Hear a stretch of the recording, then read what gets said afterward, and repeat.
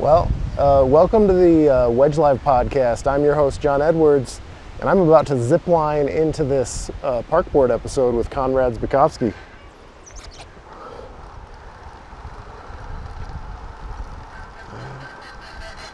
Whoa! Okay, here I come, Conrad.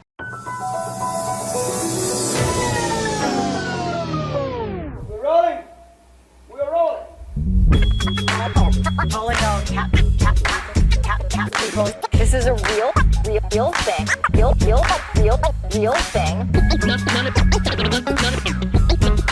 None of you have the balls to stop this. Stop this.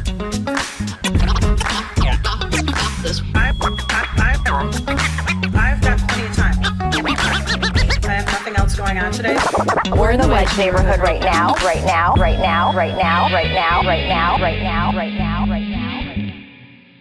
Here we are in Kenwood Park for another episode of the Wedge Live podcast. I'm here with Conrad Zbikowski, Conrad Lang Zbikowski. Well, my middle name has always been Lane, so it's not like anything special happened. But more recently, I decided to start using my middle name more just to give equal billing to my mom, because actually my middle name is from my mom. Okay, well that's cool. You, Conrad is a Parks District 4 candidate, the second one I've talked to so far. We're going to do all three ahead of the Minneapolis DFL City Convention in July, where these three candidates will be vying for the DFL endorsement. So thanks for being here, Conrad, in Kenwood Park. Well, thank you. It's a beautiful day. I think it's like 89 degrees, but we're here in the shade, and it's a beautiful day in Kenwood Park. Yeah, it was irritating to me because I chose a different spot. You got here and were like, no, come to me. I found a better spot. So well, I thought that this had more shade, which would make it easier for your camera or whatever. There was plenty of shade where I was. There's a lot of tension. Well, there's here. a lot of shade in Minneapolis, that's for sure. Yes. So let's get right into it, Conrad. Tell me what you think the top issues that you need to address as a park board candidate are. I think probably the top issue, so the park board overall kind of has two competing visions going on right now at the park board. One is maintenance and kind of investment in the capital and nature preserves and things like that. The other thing that people focus on is youth projects and programs in early childhood education. So I think balancing both of those as part of our $100 million budget and making sure that, you know, we are staying on budget overall. I think just balancing all of that, not necessarily one program in particular, but just the balancing of all those programs, which are all, you know, Minneapolis has no deficit of great ideas. So just making sure that we're doing good investments and finding solutions that make the most sense. Are there any more controversial things besides the budget? Because I feel like that's not, when I watch park board meetings, rarely is it we're just here to balance the budget. It's contentious things like the mall park in Uptown, or somebody doesn't want a bike lane on the parkway to go in because they're making up nonsense about how it will lead to trees being removed, things like that, contentious things. So there's definitely a lot of contentious issues that come before the park board. In recent years, we saw the Hiawatha Golf Course, that long range plan and the plan for water quality and the golf course and the competing interests there. So that was very contentious, of course. And so the final solution for that project was to have a compromise between, you know, having the original golf course versus a very scaled back golf course. We saw a similar sort of contention with the Uptown Mall in District 4, where there was, you know, on one side wanted to have a larger park area, more parkland. The other side wanted to have existing parking. So similar kind of dynamics happening there. So each of those are kind of, you know, it's a balancing. It's trying to find something that works for the most people, because the park board has to serve all the residents of Minneapolis, not just one faction or another.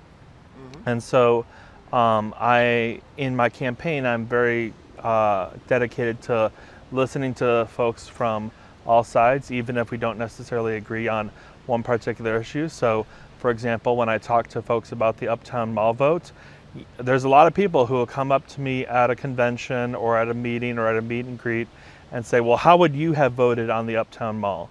And what I say is, okay, first of all, I do see both sides. That neighborhood was built when there was streetcars. Most of those apartment buildings don't have a lot of parking. So, folks have questions about parking. On the other side, we want to make sure that our parkland is actually parkland and not, just having larger and larger parking lots. That's an issue, for example, at the trailhead in Theodore Worth, that people are concerned about parking, and we do have some transit access to that park, but we'd like to see more. So kind of finding ways to make alliances and work together to benefit all the residents, and not just one particular group of people, but try to find consensus and move forward in that way. They're more strictly enforcing parking in the lot. I think it's on the south end of Bede-Makaska, because residents are concerned about, I don't know if there's crime happening there or people are just uncomfortable with people hanging out there. I don't know actually what's Yeah, out. so it's outside District 4, but we recently had, just last night, we're recording on Monday, June 2nd, so last night on Sunday there was a deadly shooting at Boom Island Park. So that was an example where we're still learning what's happening.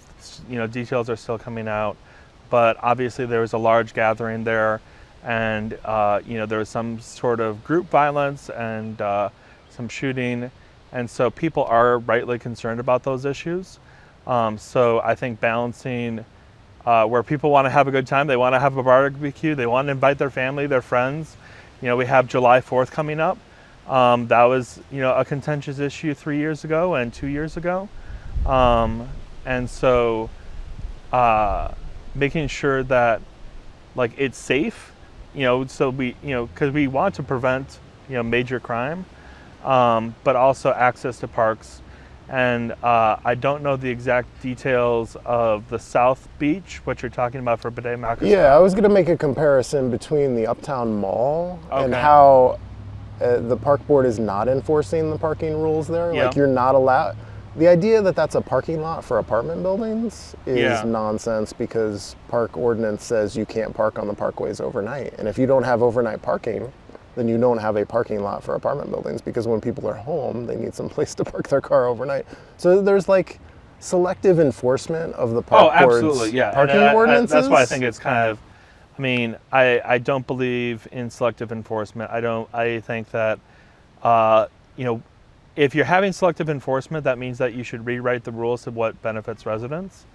And in the case of the apartment buildings near Uptown Mall, if what benefits residents would be to have better parking management and have overnight parking, but have a priority for local residents, especially people who have jobs that require a car or something like that, if you could make the effort to do that kind of thing, obviously that would be better.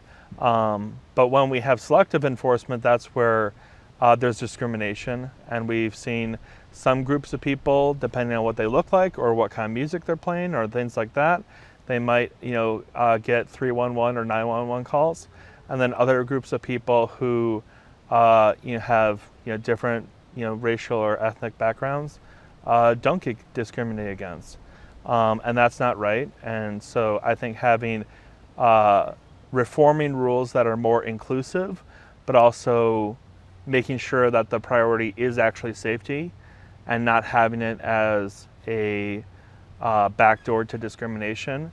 I'm looking at our sign right here that says Minneapolis Park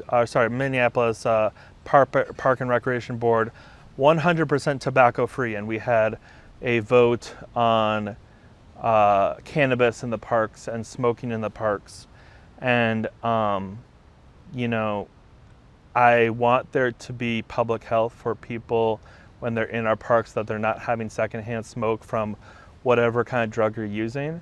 But at the same time, I don't want it to be a way for some groups of people to be discriminated against because they're vaping or smoking, and other people are not discriminated against and Yeah. that Can kind of you thing. can you talk about what the rule that was just implemented is? Can you describe that and say whether you think that was rightly decided? Yeah, so my understanding of what was decided was that Minneapolis Park and Recreation Board will continue to be 100% tobacco free. So you can't use chew tobacco, you can't use any kind of tobacco products. And then for smoking, if you're smoking cannabis, that you can't, the rule is against smoking cannabis. And I forget exactly if it was a petty misdemeanor or some kind of citation that they were assigning to the smoking part of it. But on the flip side, if you are using any kind of edible product, like a THC drink or a gummy or a brownie or whatever the case may be, people are very creative about all that. Well, then they're like positive about it. So we're going to sell it in the parks. We're going to have licenses for selling, of course, alcohol or THC products or things like that. And so I think overall, I think that's a good balance if that's actually how it goes forward, and that that when there's a public health question about somebody smoking some kind of product in the parks, that's where we draw the line. But it's not against using THC products in general, whether they be the kind of non-flower type products, or there's the synthetic products that people are using. Let's talk about another hot button issue, open parkways. Within the last few years, the park board voted down the ability to close the parkways, they were going to install barricades, do a little bit of a pilot, so that they would have the option, maybe on a weekend day, not permanently, but when they choose to close the parkways. And this was something that I thought was so non-controversial and popular during the height of COVID, when and that we was had a different park board, we had a lot of pedestrian traffic. It was very popular to close down the parkways just to give people space. And when a new park board came in, I feel like they were bought into they bought into the culture war against any way of traveling through the parks without a car. And so that was frustrating. Something that I thought should be non-controversial and I thought was popular, they just voted it down so that we don't have the option to shut down parkways occasionally with those barricades. Yeah, and that's where I think, going back to your earlier point, that is selectively enforcing the rules, because they do close down the parkways. We have the Stone Arch Bridge Festival that's coming up. That closes down West River Parkway to have the festival on the parkway, and they're okay with that. Right. And I mean, we know what the equity dynamics are of the Stone Arch Bridge Festival versus if you had a similar sort of thing elsewhere in Minneapolis. So if we can, close down the parkways to have, arts and barbecue and other, stuff being sold or whatnot, then we can close down the parkways for anything else that, is, positive with the goals of the park board. So I think at the end of the day, we have to return to the overall goal that our parks should be for all the residents of Minneapolis. And when there's a rule and then there's an exemption to the rule for certain people or other people, that is against kind of the idea of what a park should be. A public park should be for public use. And we shouldn't be saying that one festival or one group is treated differently than another. And so to the other point about just the use of trails and on a regular kind of basis, like with the trail access that was during COVID, I think we of course have a budget issue. We had a 10% levy increase, over 10% for this year. So it's hard to invest a whole lot more to do capital projects to expand trails But I think if we can have more budget flexibility in the future with either new revenue. I was talking to a local resident about local government aid as a way to have more of an income tax through the state income tax or something. Things like that. If there was more possibility for capital improvements, I think definitely a top priority would be to make trails wider and more accessible for all trail users, and that includes along our parkways. Going back to West River Parkway, there's many points on that trail that are not accessible to everybody, either because it's too narrow, or we just spent over $200,000 on the boardwalk, and I think there needs to be other things that are more accessible for all users. That was impressive, Conrad, because I was stifling a coughing fit the whole time you were answering. I didn't really pay attention to it, but like you kept it going so long, that was torture for me. Well, I actually forgot that we're on 2 independent audio tracks, so you could cut out your audio. It's true. And but I didn't want to cough in the direction of your Yes, mic. we support public health. Yes. Okay. I'm going to blame it on the wildfire smoke in the air. Well, it's kind of blue today. Yeah, it's more blue than it was yesterday. Let's talk about park politics.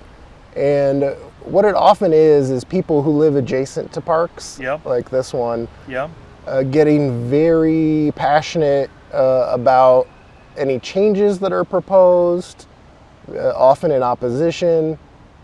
And it's not, those are the people who get involved. Like the reason park politics are so fraught and can get nasty at times is people just feel like you're affecting essentially what is their backyard, and they just get very angry about it.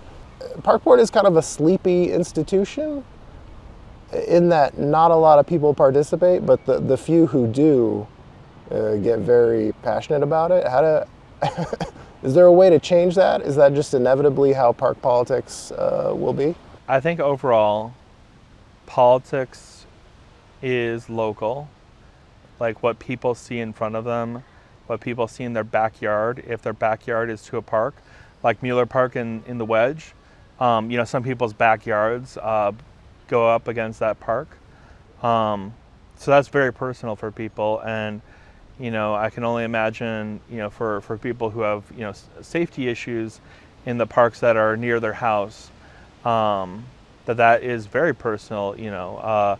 There was also a shooting recently in the Thomas Lowry Park in Lowry Hill, and we had something like 7 or 9 park police respond to that. So if you have a bullet going through your car rear door or something, that gets really personal really quickly. So I think being able to listen and have empathy and work to be communicative. One of the things that people appreciate about me is that I respond to a lot of emails. I give people phone calls. I have on the every email that I send out, there is a link that people can schedule a phone call with me, and I take all those phone call requests. And sometimes those conversations are very heated, not necessarily towards me, but just about the issues that they're concerned about. And I think having that care for each relationship with a constituent is something that I really want to be part of what I will govern on, and how I'll be a commissioner. And so, I think your question was maybe a little broad on kind of like the politics and the vitriol and stuff like that. And there's been no shortage of vitriol this year. I'm frustrated about how the park board is like 2 notches more conservative than who we elect for more prominent offices like mayor and city council. Yeah. I feel it's, this low pay. Yeah. It's, I feel like you take as much or more shit as a park commissioner as you do for city council, even though you would think, well, the issues with parks will be more unifying. Like, Yeah. why are we fighting over parks? Why is that getting so contentious? So it's not. Well, I think parks intersect with so many facets of our lives that politics in general, we were talking about cannabis and smoking in parks. That's not like trees and bushes and flowers, but that is something that really animates people and on both sides.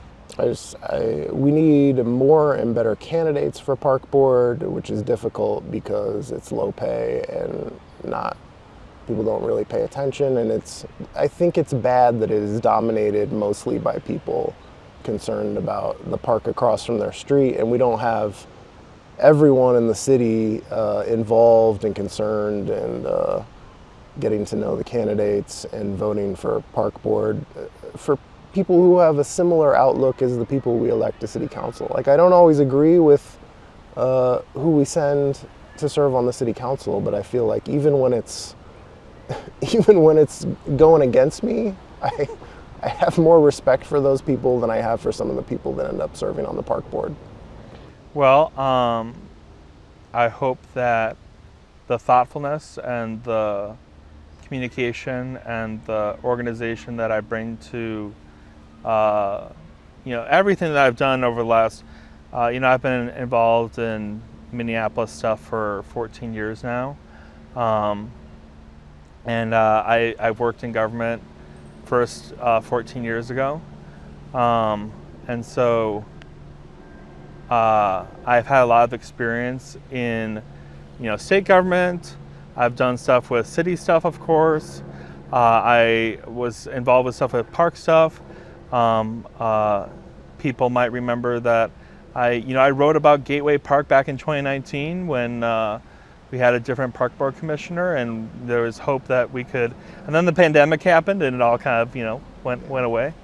But I've been working on issues in this area, intersectional to this area with different stakeholders, in different levels of government for a long time.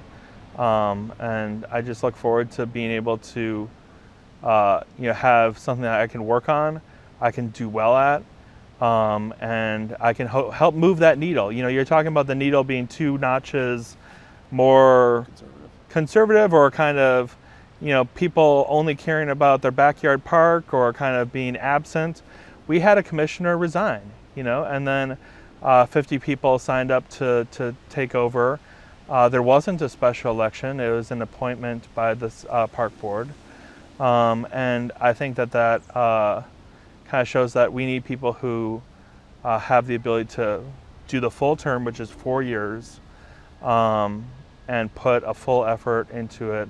And I think I am definitely one of those people who can do that. Well, Conrad, the reason people press play on this episode was to see us and listen to us talk about what I'm about to bring up now. Okay. Is you resigning as Minneapolis DFL chair. Yeah. It's, so what do you say to people who are frustrated that, like, before the convention process had completed, like in the middle of that, like, I was excited that you were elected, was it 2024 when you were elected to that? Yeah, I was elected on April 21st, 2024, so I had served a little over a year. What do you say to people who are like, gee, I wish he had, like, pushed through that and not resigned in the middle of that?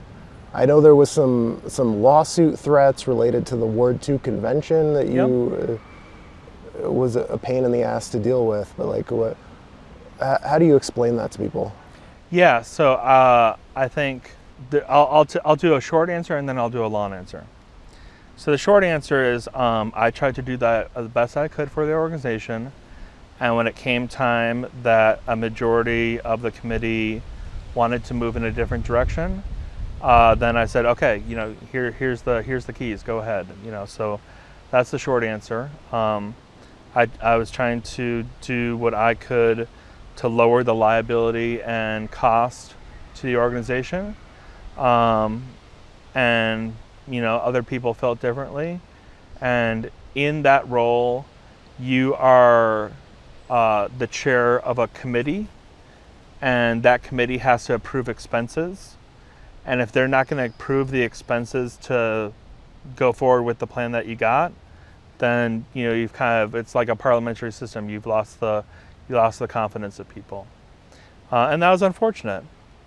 The long answer is that everybody who is suing me and is suing me. Are you currently being sued? I am currently being sued, even though I resigned 15 days after they filed Who is suing you now? I don't want to get into it. It's not Ward 2. It's just stuff in general. But they think I'm still Minneapolis DFL chair or something. Oh, a confused person is suing you. Yeah. Okay. So. I'm also involved in 2 legal processes. Oh yeah, right just now. want to shake hands on that? Thank you. Yeah.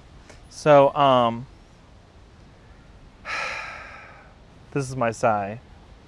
So Joe Radinovich gave me a courtesy call to say that you are going to be served on this suit that We Love Minneapolis is paying for with the 2 plaintiffs from Ward 2. And it's like, great, thank you. You just made my day. Also, he said, I don't remember if it was that call or another communication, but he made it clear that We Love Minneapolis and the conservatives knew there would be no endorsement no matter what day the convention was on.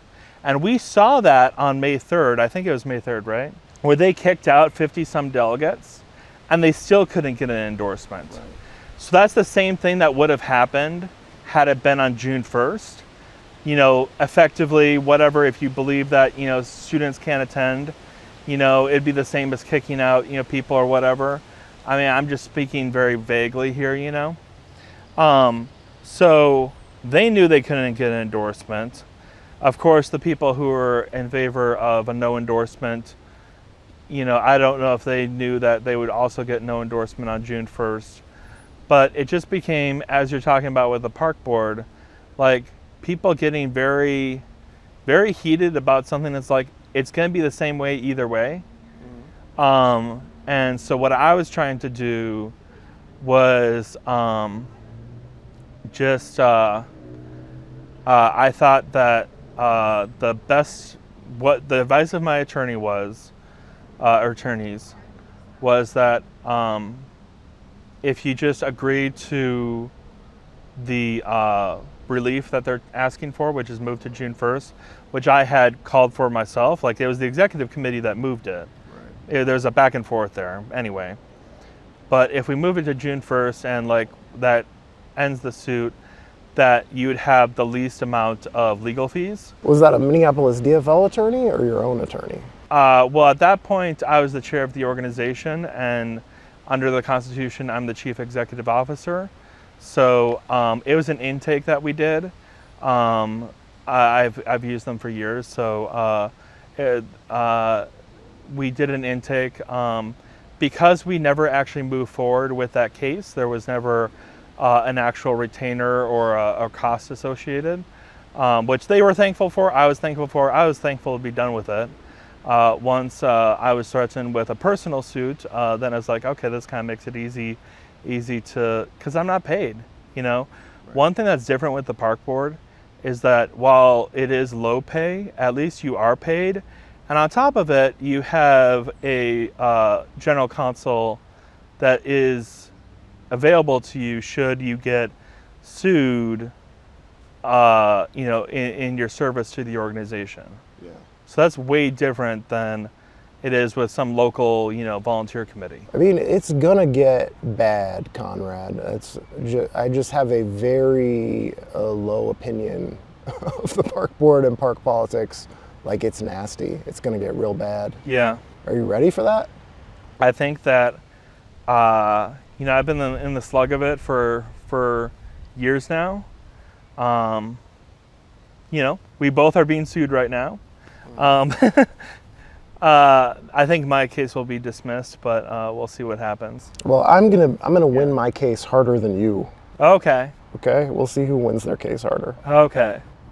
Let me see what I got. Win harder 2025. I think we're at the end, Conrad. Is there anything you came in today, you're like, I hope we get to talk about this? I thought you were going to ask me what my favorite park is. Oh, that's kind of a lame question, but you can ask and answer that yourself. What is Sorry, it's kind of one of the things that I was just lying awake at night, going to bed thinking, what's my favorite park? And the way that I answer that question is there's two parks that I like for different reasons, and if I could make a hybrid of them and just like make a great, amalgamation of that. So I like Elliott Park because it has a full soccer field and it has a full court basketball, and it also has a splash. It's going to be a splash pad in the renovation. It's now this kind of kiddie pool right now, but it's going to be a splash pad, which is better than a kiddie pool because then people who are on kind of like wheelchairs or things can also use the splash pad and enjoy it too. So I like Elliott Park because it has all those great amenities for kids, young adults. It also has the skate park, the Elliott Skate Park, which is great too. I like Waterworks, which is by West River Parkway and Stonehenge Bridge. I like that because it was recently done where they remodeled it to put in the Awamni restaurant and all that. There's a feature that we don't really have almost anywhere else in Minneapolis, which is a raised crosswalk, where it's like a speed bump where the car has to go up and over, and then for the pedestrian, or if you're using a mobility scooter, anything like that, it is flat. It goes from curb to curb as if nothing happened. It is marked, of course, and has the iron bumps to mark that you're crossing the road. But otherwise, it's nice for the winter because then the slush goes to the side. And also the other nice thing about Waterworks is that we have, I think, 4 single-use restrooms that all have grab bars, all are single-use. So no matter any gender identity, any accessibility needs, every restroom is available to you, which I think is really great. And we should have as the goal of every park in Minneapolis, depending on the capital improvement plan there. Okay. Well, I'll take those as your recommendations, your park recommendations here at the end. Yeah, I think you should try them out. You live in District 4. You should check out all the parks of District 4. Like I will be over the next couple of months here revisiting all of my favorite parks. Why would I want to go any place other than Kenwood Park? I love Kenwood Park. We all love Kenwood Park. Okay. Well, there's some big trees here. Thank you, Conrad Zbikowski, candidate for Park Board in District 4. This has been the Wedge Live podcast. I'm your host, John Edwards. Thank you for listening. And go to youtube.com/Wedge Live. Like and subscribe. To watch us, because this is outdoors on video. It's a beautiful day. It is a gorgeous day. It's good that we're in the shade, but it's also a gorgeous day. Yes, 90-degree weather here on the Wedge Live podcast. Goodbye. This is a real thing. Real thing.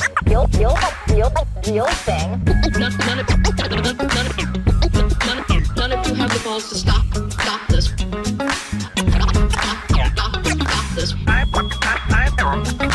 I've got plenty of time. I have nothing else going on today. We're in the Wedge neighborhood right now.